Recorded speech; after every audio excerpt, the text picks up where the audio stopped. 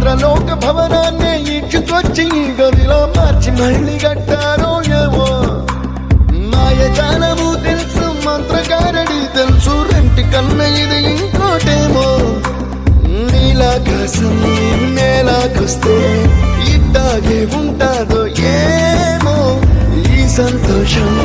దాచాలంటే హృదయాలు ఓ వంద కావాలేమో ఇంతందంగా ఉంటుందా ఈ లోకం ఇన్నాళ్ళు ఈ మనసుకి తెలియాలేదే పాపం